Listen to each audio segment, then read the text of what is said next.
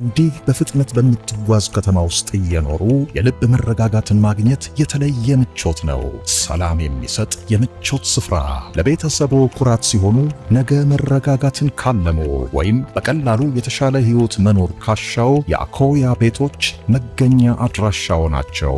የት ሰፈር ነኝ ማለት ይፈልጋሉ? ፒያሳ ወዳጅነት ፓርክ በሶስቱም ሳይቶች ወይስ ሳር ቤት ካናዳ ኤምባሲ አሊያም ሰሜን ማዘጋጃ? ወደ ቤት ለመግባት ይህን ቁጥር ይጫኑ 0979 22 22 25። የአኮያን ቤት ሲገዙ የኢትዮጵያ አየር መንገድን ሼባ ማይልስ ጎልድ አባልነት በክብር ይቀበላሉ። አኮያ ፕሮፐርቲስ የኢትዮጵያ አየር መንገድ ሼባ ማይልስ የሪል ስቴት የመጀመሪያው ፕላቲነም ፓርትነር።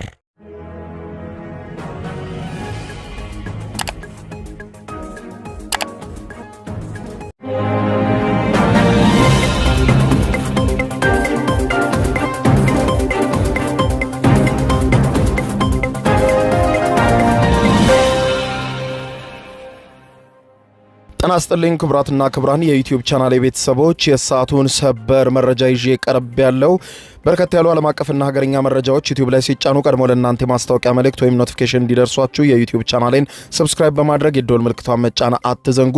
ወደ ሰበር መረጃው ስናቀና እንግዲህ ከሰሞኑ የተለያየ ዓለም ክፍል ላይ ጫና ሲያሳድሩ የከረሙት የአሜሪካው ፕሬዝዳንት ዶናልድ ጄ ትራምፕ ቀጣይ ኢላማቸውን ኢትዮጵያ ላይ ያደረጉ ይመስላል።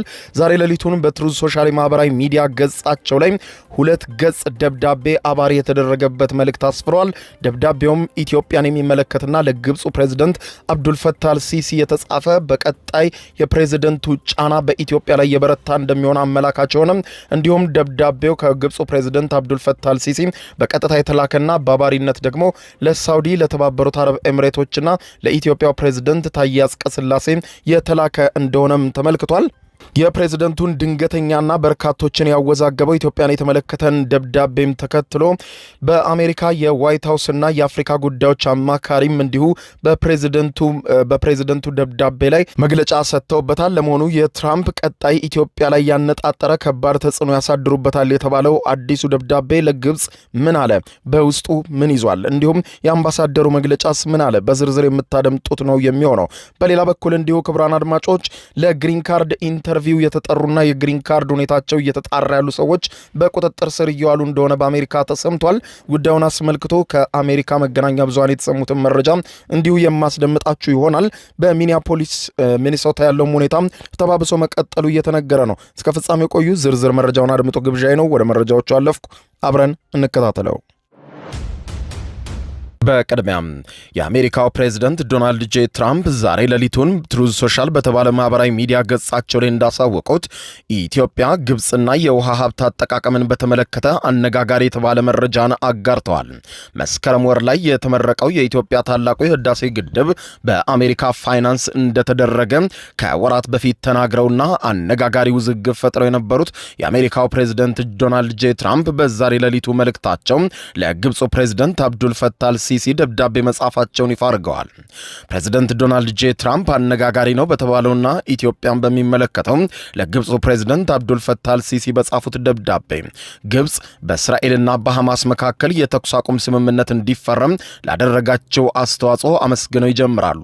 በግል ጓደኝነታችንና አሜሪካ ለግብጽ ህዝብ ደህንነት ባላት ቁርጠኝነት ምክንያት በኢትዮጵያና ግብጽ መካከል የናይል ወንዝን በመጋራት ዙሪያ ለአንዴና ለመጨረሻ ጊዜ ድርድር ለማስጀመር ዝግጁ ነኝ ያሉት ፕሬዝዳንቱ የናይል ወንዝ ለግብጽና ለህዝቧ ያለውን ጥቅም አጥብቀው እንደሚረዱ ገልጸው ደብዳቤዎቹን ይቀጥላሉ። አክለውም ዶናልድ ትራምፕ ግብጽ፣ ኢትዮጵያና ሱዳን የረጅም ጊዜ የውሃ ፍላጎታቸውን እንዲያሳኩ ልረዳችሁ እችላለሁ። በቀጠናው ያለ ማንኛውም ሀገር ብርቅዬ የሆነውን የናይል ወንዝን በብቸኝነት መቆጣጠር እንደማይችልና ሌሎችን መጉዳት እንደማይችል አሜሪካ ታረጋግጣለች በማለት ኢትዮጵያ ላይ ያነጣጠረ ጠንከር ያለ እንደሆነ የተነገረለት መረጃቸውን በደብዳቤያቸው ይዘት አጋርተውታል። አሜሪካ በምትሳተፍበትና ትክክለኛ በሆነ አካሄድ ተገማች የሆነ የውሃ ልቀት በተለይም በድርቅ ወራት ለግብጽና ሱዳን የሚኖርበትን አሰራር እንዲሁም ኢትዮጵያ ከፍተኛ መጠን ያለው ኃይል የምታመነጭበትን ሁኔታ መፍጠር እንደሚገባ ትራምፕ በዚሁ ደብዳቤያቸው ላይ ሲገልጹ ተደምጠዋል። ትራምፕ ይህ ኢትዮጵያ የምታመነጨው ኃይል ለግብጽና ሱዳን የሚሰጥበት ወይም የሚሸጥበት ሁኔታ ሊኖር እንደሚችልም ጭምር ጠቁመዋል። ፕሬዚደንት ዶናልድ ጄ ትራምፕ ዛሬ ሌሊቱን በድንገት ባጋሩት ባለ 2 ገጽ ደብዳቤ ላይ ቃል በቃል እንዳስቀመጡት የኢትዮጵያና የግብጽ ጉዳይ ቀጣዩ ትኩረት የሚሰጠው ትልቁ አጀንዳዬ ነው ሲሉ ቃል በቃል ጽፈውታል። ይህ ደብዳቤ አባሪ ሆኖ ለሳውዲ አረቢያው ንጉስ፣ ለተባበሩት አረብ ኤሚሬትሱ ፕሬዝዳንት፣ ለፕሬዝዳንት ታዬ አጽቀሥላሴና ለሱዳኑ መሪ አብዱል ፈታህ አልቡርሃን በግልባጭ መላኩንም ገልጸዋል። አሜሪካ ኢትዮጵያ፣ ግብጽና ሱዳን እንደ አውሮፓውያን አቆጣጠር ከ2019 ጀምሮ ለማሸማገል ሙከራ ስታደርግ መቆየቷ አሜሪካ ይታወሳል። ፕሬዝዳንት ትራምፕ በመጀመሪያው የፕሬዝዳንትነት አስተዳደራቸው ዘመን የሶስቱን ሀገራት የውጭ ጉዳይና የውሃ ሀብት ሚኒስትሮች በተደጋጋሚ በዋይት ሃውስ በማግኘት ቢያነጋግሩም መፍትሄ ማግኘት እንዳልቻሉ ይታወቃል። አሁን ላይ ትራምፕ የጋዛን ጉዳይ አስታከው ለግብጽ ውለታ ለመዋል እየተዘጋጁ እንደሆነ ታኞች የጠቆሙ ሲሆን ደግሞ የግብጽን ፍላጎት ለማሟላት ሲሉ ኢትዮጵያ ላይ ከፍተኛ ጫና ሊያደርጉ እንደተዘጋጁ የደብዳቤያቸው ይዘት ጠቋሚ መሆኑን ተመላክቷል። በተያያዘ ዜናም የፕሬዝዳንት ዶናልድ ጄ ትራምፕ ለግብፁ ፕሬዝዳንት የላኩትን ደብዳቤ ተከትሎ የነጩ ቤተ መንግስት ዋይት ሃውስ የአረብና የአፍሪካ ጉዳዮች ከፍተኛ አማካሪ የሆኑት ማሳድ ቦሎስ በታላቁ የኢትዮጵያ ህዳሴ ግድብ ዙሪያ የሰጡት አዲስ መግለጫ የአሜሪካን ቀጣይ ትኩረትና አቅጣጫ ወሳኝ አድርጎታል። እኚሁ የዋይት ሃውስ የአረብና የአፍሪካ ጉዳዮች አማካሪ የሆኑት ማሳድ ቦሎስ ከፕሬዝዳንት ዶናልድ ትራምፕ መግለጫ በኋላ ዛሬ ሌሊቱን በሰጡት መግለጫ እንዳሉት በህዳሴው ግድብ ዙሪያ ያለውን ውጥረት መፍታት ለፕሬዝዳንት ትራምፕ አሁን ቀዳሚ አጀንዳቸው መሆኑን ጭምር ገልጸዋል። የአማካሪው መግለጫ በተለይም ትኩረት የሳበበት ነጥብ የጉዳዩን አሳሳቢነት ለመግለጽ የተጠቀሙበት ቃል ነው። ፕሬዝዳንቱ በአፍሪካና በመካከለኛው ምስራቅ ዘላቂ ሰላምን ለማምጣት እንዲሁም በግብጽና በኢትዮጵያ መካከል ሊከሰት የሚችልን ከባድ ወታደራዊ ግጭት ለመከላከል ፕሬዝዳንት ትራምፕ እየሰሩ ነው ሲሉ አማካሪው ገልጸዋል። ይህ አገላለጽ የአሜሪካ አስተዳደር በሁለቱ ሀገራት መካከል ያለውን አለመግባባት ወደ ጦርነት ሊያመራ የሚችል አደገኛ ሁኔታ አድርጎ እንደወሰደውና ጣልቃ ገብነቱንም ይህንን ለመታደግ በሚል ሽፋን የሚያከናውን መሆኑን አመላካች መሆኑን ተንታኞች ስጋታቸውን ገልጸዋል። ከፍተኛ አማካሪው አክለውም መፍትሄው የሚመጣው በፕሬዝዳንት ትራምፕ ጠንካራ የአሜሪካ አመራር ስር መሆኑን ብቻ ጠቁመው ሂደቱ በቴክኒካዊ ዕውቀትና በቅን ልቦና ላይ የተመሰረተ ድርድር ብቻ እንደሚሆን የገለጹ ሲሆን ይህም ደግሞ ለግብጽ፣ ለኢትዮጵያና ለሱዳን ዘላቂ መፍትሄ እንደሚያመጣ ተስፋ አለኝ ሲሉ በመግለጫቸው ላይ አስቀምጠውታል። ይህ መግለጫ ከትራምፕ ደብዳቤ ጋር ተደማምሮ ሲታይ ዋሽንግተን በኢትዮጵያ ላይ ዲፕሎማሲያዊ ጫና ለማሳደር የጦርነት ስጋትን እንደ ዋና የመግቢያ ካርድ እየተጠቀመችበት መሆኑን እንደሚያሳይ ተመልክቷል። ወታደራዊ ግጭት የሚለው ቃል በተደጋጋሚ መጠቀም ጉዳዩን ዓለም አቀፋዊ በማድረግ ኢትዮጵያ ወደ ድርድር ጠረጴዛ ተገዳ እንድትመለስና የአሜሪካን ሐሳብ እንድትቀበል ለማስገደድ ያለመ ስትራቴጂ ሊሆን እንደሚችል ዲፕሎማቶች ገምተዋል። በተለይም የአሜሪካ አመራር ዩኤስ ሊደርሺፕ የሚለው ቃል አፍሪካ ህብረትን ወደ ጎን በመተው ድርድሩ በዋሽንግተን የቅርብ ክትትል ስር ብቻ እንዲሆን የመፈለግና ዓለም አቀፍ ጉዳዮችን ፈቺና ተርጓሚ አሜሪካ ብቻ እንደሆነች አመላካች አድርጎ መውሰድ ነውም ተብሏል። በሌላ ዜና የአሜሪካ ዜግነትና ኢሚግሬሽን አገልግሎት ለግሪን ካርድ ወይም የቋሚ ነዋሪነት አመልካቾች በሚያደርገው ጥብቅ የጀርባ ታሪክ ምርመራ በግድያና በሌሎችም ከባድ ወንጀሎች የሚፈለጉ ግለሰቦችን በቁጥጥር ስር እያዋለ መሆኑን ይፋ አደረገ። ተቋሙ በተለያዩ ግዛቶች በሚገኙ ቢሮዎቹ ባካሄደው የማጣራት ሂደት የተገኙ አስደንጋጭ ያላቸውን ሪፖርቶች ይፋ አድርጓል። በሳን ሆዜ ካሊፎርኒያ በሚገኘው ቢሮ በተከናወነ ድርብ የማጣራት ሂደት አንድ የግሪን ካርድ አመልካች በሜክሲኮ መንግስት በግድያ ወንጀል የሚፈለግ ግለሰብ ሆኖ አግኝቼዋለሁ ብሏል።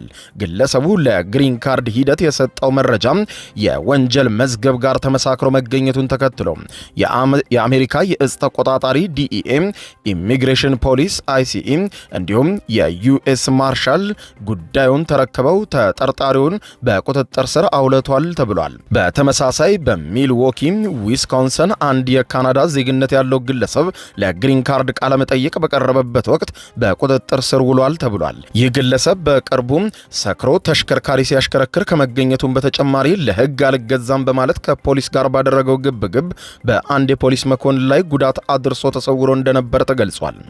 በፍሬዝኖ ካሊፎርኒያ በተደረገ ሌላ ምርመራ በሕገ ወጥ መንገድ ወደ አሜሪካ የገባ ነው የተባለ የተወሳሰበ የወንጀል ሪከርድ ያለው ግለሰብም ተጋልጧል ተብሏል።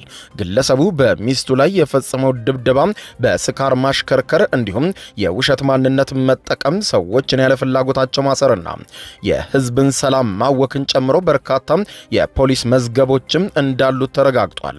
የኢሚግሬሽን አገልግሎቱ USCIS ባወጣው መግለጫ ወንጀለኛ ስደተኞችን በማህበረሰባችን ውስጥ እንዲቆዩ ፈጽሞ አንፈቅድም ሲል ጠንካራ አቋሙን አንጸባርቋል። ይህ ክስተት የሚያሳየው የአሜሪካ የኢሚግሬሽን ሂደት ባዮሜትሪክ የጣት አሻራና ፎቶግራፍ ቴክኖሎጂን በመጠቀም ምን ያህል ከፌዴራልና ከዓለም አቀፍ የፖሊስ መረጃዎች ጋር እንደተሳሰረ መሆኑ ተገልጿል። ብዙ ጊዜ ወንጀል የፈጸሙ ግለሰቦች ግሪን ካርድ ለማግኘት በሚያቀርቡት ማመልከቻ ራሳቸውን ለሕግ አሳልፈው ይሰጣሉ።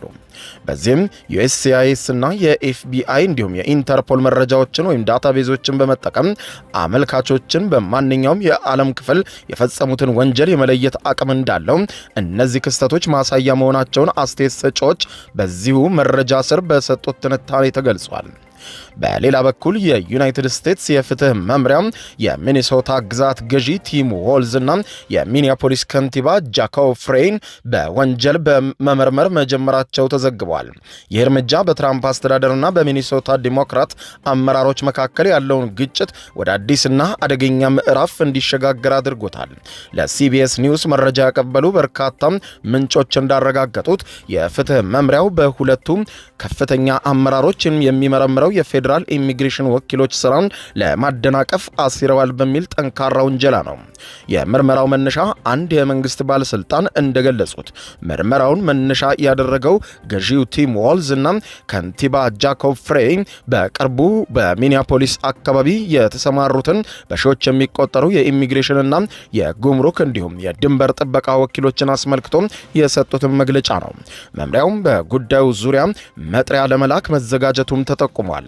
የአመራሮቹ ጠንካራ ምላሽ ክሱን ተከትሎ ሁለቱ አመራሮች ጠንካራ ምላሽ የሰጡ ሲሆን የሚኒያፖሊስ ከንቲባ ጃኮብ ፍሬይ ይህ እኔን ለማስፈራራት የሚደረግ ግልጽ ሙከራ ነው፣ ነገር ግን አልንበረከክም፣ ይህ አሜሪካ ነው ብለዋል። አክለውም አስተዳደሩ በከተማዋ ላይ ቀውስና አደጋ እያመጣ መሆኑን በመጥቀስ ትኩረታቸውን የሕዝቡን ደህንነትና አንድነት መጠበቅ ላይ ብቻ እንደሚሆንም አረጋግጠዋል። የሚኒሶታ ገዢ ቲም ዎልዝ እርምጃውን የፍትህ ስርዓቱን እንደ ፖለቲካ መሳሪያ መጠቀም ሲሉ አውግዘውታል። ዌልዝ በመግለጫቸው ከሁለት ቀን በፊት ኤሊሳ ስሎትኪን፣ ባለፈው ሳምንት ጄሮል ፓውል፣ ከዚያ በፊት ደግሞ ማርክ ኬሊ፣ አሁን ደግሞ እኛም ይህ አደገኛ የአምባገንነት አካሄድ ነው ሲሉ ተችተዋል። ዌልዝ አያይዘውም በሰጡት መግለጫ እንዳሉት ከሆነ ባሳለፍነው ሳምንት በተገደለችው በሬኔ ጉድ ግድያ የማይመረመረው ብቸኛ ሰው እሷን የገደላት የፌዴራል ወኪል ብቻ ነው ሲሉ የፍትህ ስርዓቱን ሚዛናዊነት ተችተዋል። በታሪክ ትልቁ ዘመቻ የሀገር ውስጥ ደህንነት መስሪያ ቤት በታሪክ ትልቁ ዘመቻ ሲል በጠራው በዚህ ኦፕሬሽን ወደ 3000 የሚጠጉ የፌዴራል ወኪሎች በሚኒያፖሊስ ሚኒሶታ ሰፍረዋል። ከሰሞኑ ታዲያ ሚኒሶታ ነዋሪ የሆነችው ሬኔ ኒኮል ጉድ በአይሲኤ ወኪሎች መገደሏን ተከትሎ የፌዴራል ወኪሎቹ መገኘት ከፍተኛ ህዝባዊ ቁጣና ተቃውሞ ቀስቀስ የግዛቲቱ ገዢና የከተማው ከንቲባ የፌዴራል ወኪሎቹ መሰማራት ህዝባዊ ደህንነትን የሚያናጋና ቀውስ የሚፈጥር ሲሉ በይፋ ሲቃወሙትም ቆይተዋል። ክቡራን አድማጮች ለሰዓቱ ብታደምጧቸው መልካም ናቸው ያልኳቸው አጫጭር መረጃዎች የሰማችኋቸው ነበሩ። ከሰዓታት በኋላ በሌላ መረጃ ተመልሰን እስከምንገናኝ በያለንበት የዓለም ዳር ቸር እንቆይ።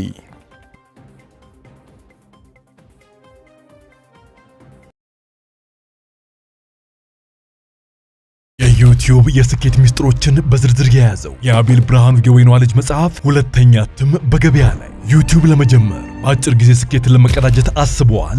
ዩቲዩብ ብጀምር ስንት ብር አገኘሁም ብለው አስበዋል? እንግዲያውስ በዩቲዩብ 2 የወርቅ 3 የብር ሽልማቶችን ያገኘው የአቤል ብርሃኑ የወይኗ ልጅ የዩቲዩብ ሚስጥሮች መጽሐፍ በዝርዝር ሁሉንም ያብራራሉታል። ዛሬውኑ ገዝተው ህልሞን እውን የሚያደርጉበትን የዩቲዩብ የስኬት መንገድ ይጀምሩ። በሀገር ቤት አከፋፋይ አዲስ አበባ ሜክሲኮ ኮሜርስ መጽሐፍት መደብር። በውጭ ሀገራት ለምትገኙ ከአማዞን ላይ ብታዙ በቀናት ውስጥ ደጁ ይደርሳል። የአማዞን ሊንኩን እዚህ ቪዲዮ ኮሜንት ላይ ያገኙታል። የዩቲዩብ ሚስጥሮች ዘመኑ ጋር ተፈላጊ መጽሐፍ